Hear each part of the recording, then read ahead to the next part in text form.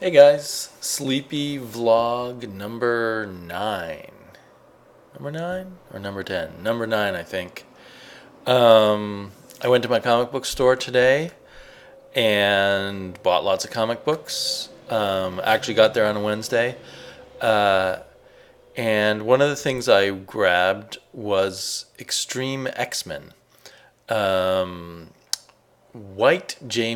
Brandon being his real first name as far as I know, uh, is the only one I've heard talk about Extreme X-Men, but it's by Greg Pak, and I've always liked Greg Pak's work, and Brandon says he finds it surprisingly enjoyable, so I thought I'd pick it up, and I thought my comic book store, there's issue 4 just came out, but I thought my comic book store had all 4 issues, and I thought, well, I'll grab the first 2 issues and see if I like that, and then I can probably pick up 3 and 4 pretty easily. So there was a pile with 3, and then behind that was 2, and then behind that I thought I picked up issue number 1, but instead I picked up the first X-Men by Neil Adams, or by Christos Gage and Neil Adams. So I find to my chagrin that I don't have Extreme X-Men ready to read. And not only that, I bought a $3.99 book that I don't want. Because I haven't heard good things about this, and I'm not a big fan of Neil Adams' current art. Maybe just because I used to love his art so much, it's a little painful to see how it's changed. Nevertheless, I got that. So, Stupid Adventure at the Comic Book Store, number 1. I realize I probably never really said much about WhiteJamesBrandon.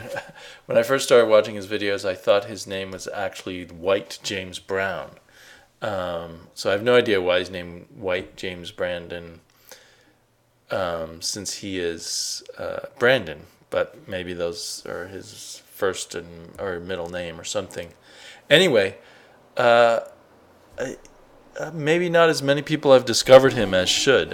He does good weekly reviews of his current pickups, which I think he calls his subscription talk. And then at random times he does what he calls rants, which are actually where he talks about non-current comics he's read. Like, he's talked about a lot of good Silver Age comics and stuff, and he always has interesting things to say. He's definitely a reviewer to take a look at. So I'll put a link to him down below. And while I'm talking about other YouTubers, there's been a lot of contests lately, and I've been resisting being part of it. The great Captain Strangelife has his, 1,000 subscribers contest, and I think that's for your favorite sidekick. Or no, your favorite supporting character. And I've seen some other people choose some great ones, like Alfred and some other things. But I just couldn't think of who my favorite was, and just haven't had a strong urge to enter contests. There's some other good ones. Someone had a contest about... maybe it was your first comic book that you ever read. I might still enter that, although I don't really want to win prizes, except that Loki Goblin has a contest with totally amazing prizes. And Loki Goblin's someone I've been meaning to mention too, because I really enjoy his videos. It's hard to describe what he does. He's just a fantastic talker, and he's usually talking about comics. He seems to put out 1 or 2 videos a day, and I don't get around to watching them all, and not everything he talks about is of as much interest to me as other things, but a lot of the time he's just really fun just to listen to him talk. He's a really good talker. So I recommend Loki Goblin's Cracka Crumbs, I think is what he calls most of his videos, or Cracka videos. Yeah, so I recommend watching his, but particularly I'll put a link to his contest, because he's giving away like amazing collectible comics, like a whole bunch of CGC Spider-Man, some key issues, and a bunch of X-Men, and then some surprise stuff. Now the contest is pretty tough because you have to do an impression, a video of yourself doing an impression. So I'm thinking about doing that because those prizes are so amazing, and I really like Loki Goblin's videos. So check him out. Check out his contest. If you can do an impression, enter his contest because those prizes are amazing. Another sort of odds and end kind of thing. I just this morning did my rundown of the DC Zero comics, and one of the things I noticed about it was that looking back on it, there were a lot more good Zero issues than I thought, although there were a lot of Zero issues and just a few ones that were actually bad that I read. But I realized one of the hard things about the Zero issues, I mean, it's kind of obvious that it interrupts the flow of stories that we've been enjoying. And there's something hard. Every time you jump into a new story, there's a little mental work that needs to be done. It's easier and more pleasurable to continue a familiar story. That's the power of things like comic books and long book series and TV series when they're done well, like Harry Potter or like Buffy the Vampire Slayer or whatever. Once you've done the mental work of getting in their world, you can get so much more out of it. And with the Zero issues, each one was like starting over. Each one, you had to figure out where we are. Is this an origin story? Is it something else? Where are we in the timeline? What should I know? What is this supposed to be about? It was a lot of hard work. And so it made the month of comic book reading feel kind of long and difficult. I got kind of tired of having to try each. I kind of dreaded each Zero issue. Like, what would I have to do to get into this? Or would I be able to get into it? Or would it be a waste of my time? But there's that whole... We don't think of reading stories as work, but there's some mental work that goes on there, and there's an extra bit of mental work to starting something new. I'm repeating myself now, but I think it's an interesting thing. And when you're doing that mental work of starting something new, I think you're missing some of the other things. You get more out of a story, or you get other things out of a story once you've gotten past that hump of getting used to the story. So yeah, I think that's something that just kind of interests me about stories and about reading comics and why I like comic books, and why sometimes I get a little upset when they're hard to get into. And another aspect of it that I thought about that I don't think I really mentioned in my New 52 overview, my Zero issue overview, is the way when I was a kid, I loved the origin stories. And if you look back at those 70s comics, and probably in the 60s comics too, probably every year or two they rehashed the origin. And sometimes they made a big deal about it on the cover. The origin of Captain America, the origin of Spider-Man, Black Panther's origin. I loved those things as a kid. There's something, and my daughter, now that we're talking about superheroes, she always wants what we call she and I call the backstory of a superhero. In fact, some days she just wants to talk backstories of superheroes.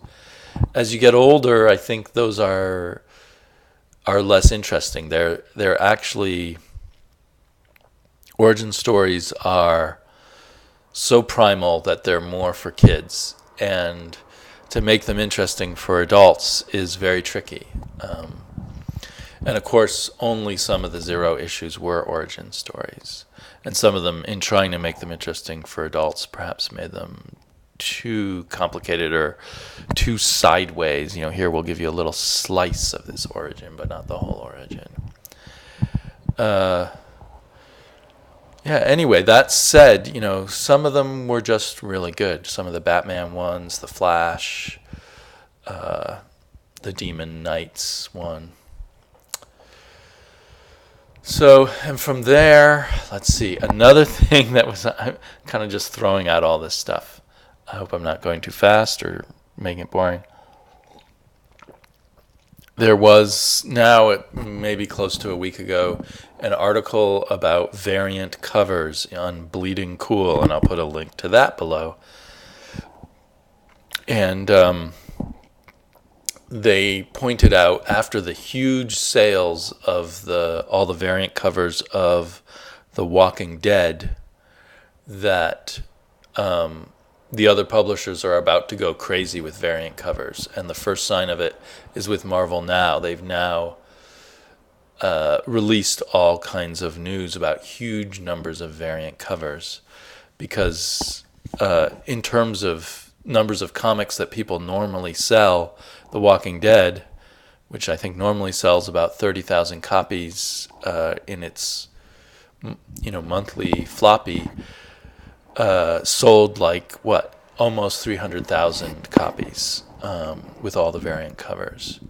I think with The Walking Dead, that was well deserved. It was the 100th issue of a book that people love, an indie book that you wouldn't have expected to make that long, so it was kind of a big, victorious thing. It was fun to have all those covers. I don't think it was too much feeding on a investor bubble kind of thing. I think most people buying it were just buying it because they love The Walking Dead, and it was exciting to get multiple covers. I don't know for sure. I've never really paid much attention to variant covers. And I don't think those Walking Dead covers were based on the whole idea of incentive covers, where if the dealer orders 100 more copies, they'll get an extra incentive cover or whatever, which is kind of giving a dealer an incentive to buy more issues than he thinks he can sell, just because he can make the extra money off of that one rare cover. Which you can see, if dealers do that too much, we start getting a problem with too many copies lying around that people will then eventually sell really cheaply. And you'll have people saying, well, why buy this issue when I can wait for it to hit the $1 bin or the 50-cent bin? And they talk a lot about that in the Bleeding Cool, and how this, the potential for this variant cover thing to create the next sort of bubble that then pops and causes a bunch of stores to go out of business and such.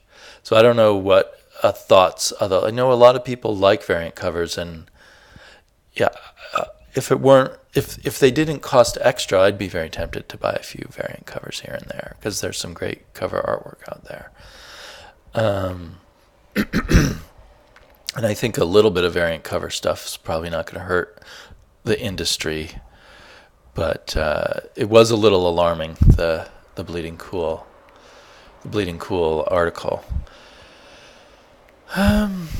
Another thing I've been doing lately is I'd stopped for a while listening to the really great podcast Word Balloon, because I just got it's for those of you who haven't heard it, I assume most people have.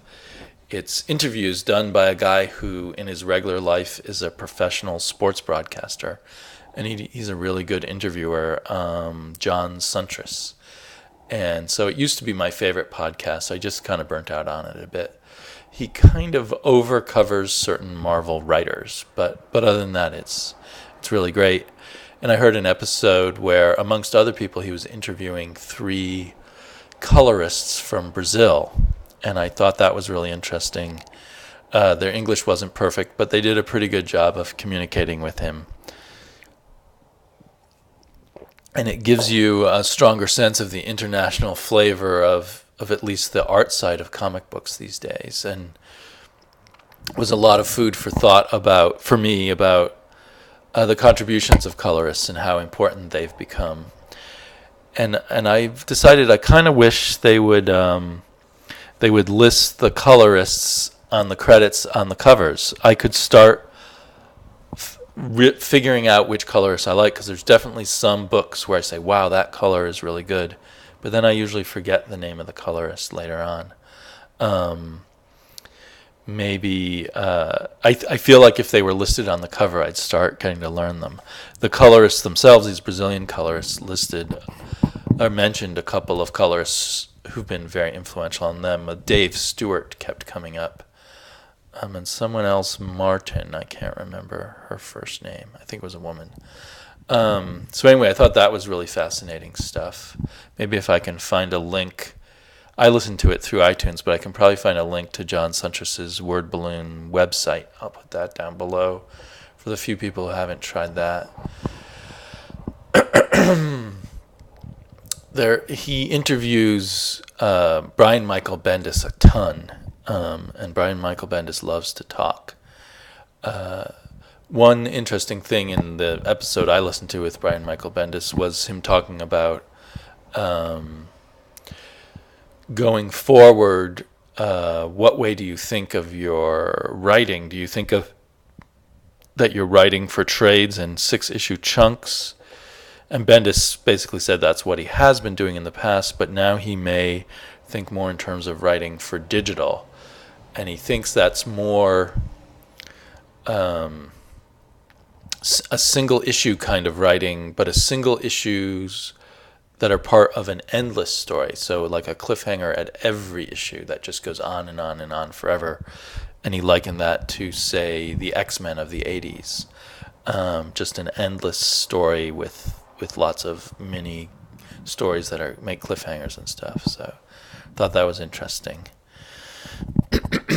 I don't know if it's wise yet to shape your writing towards the digital market, but it's hard to say.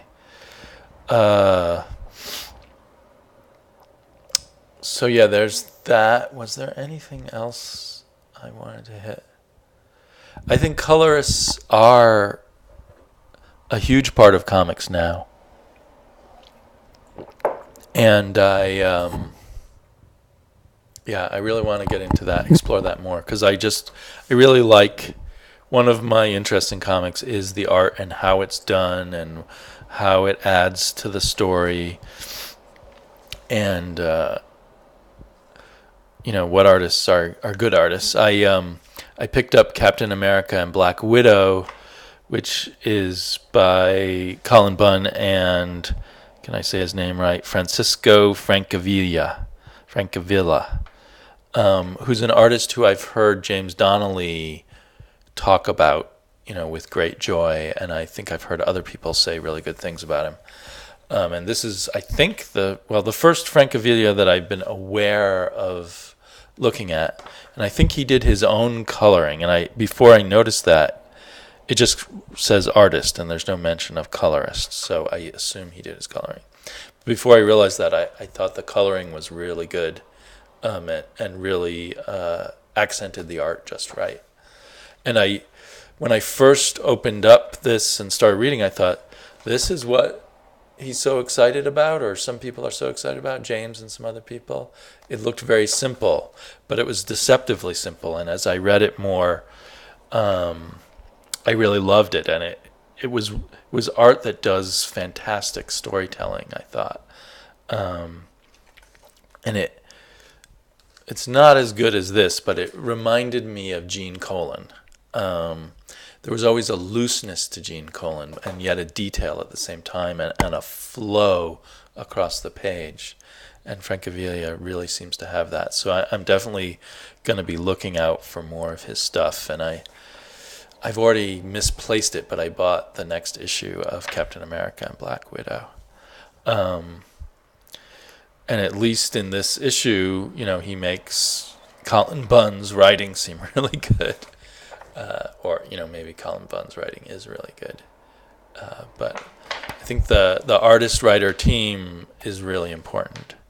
There's certain comics that seem to have a different artist every issue, like Jonathan Hickman's Fantastic Four, and that practice makes me kind of nervous. Maybe with certain writers are able to work with every artist and make it work in the constant changing artists, but I think the right artist teamed with the writer is very, very important.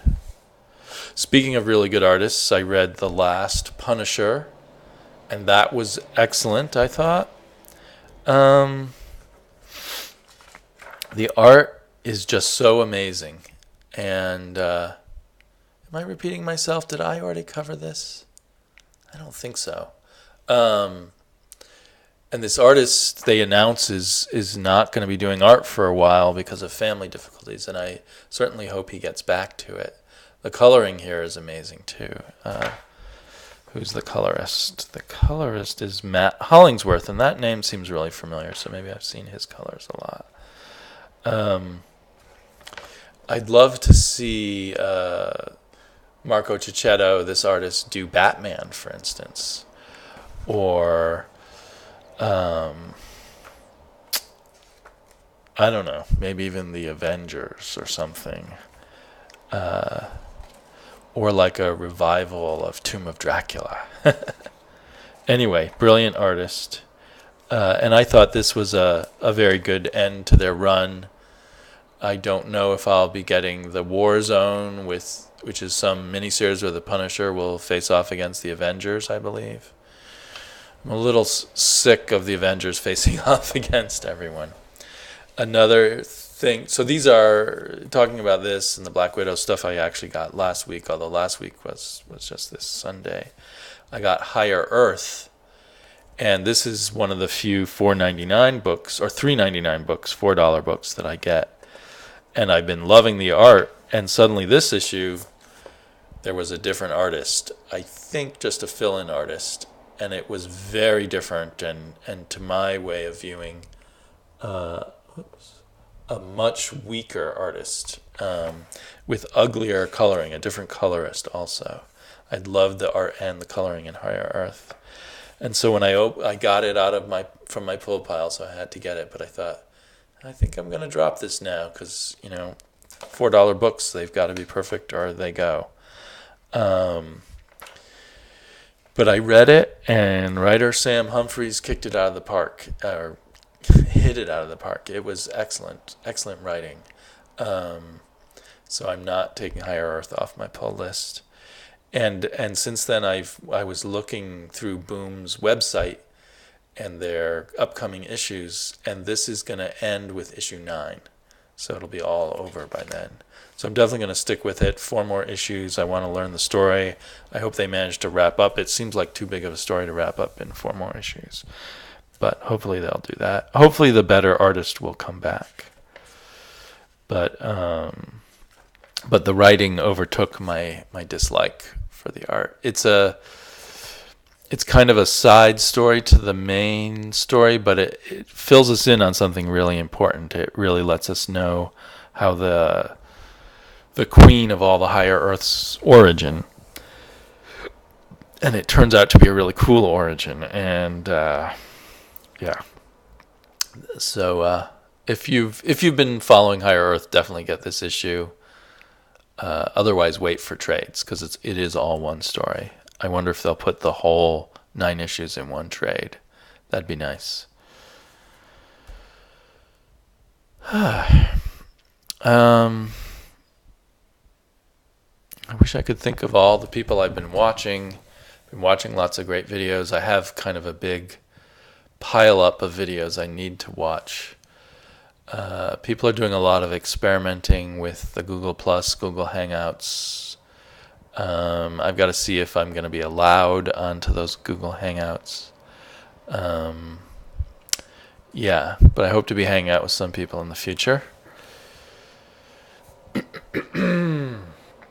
Excuse me. So thanks everyone for all your great videos, and I'll talk to you later.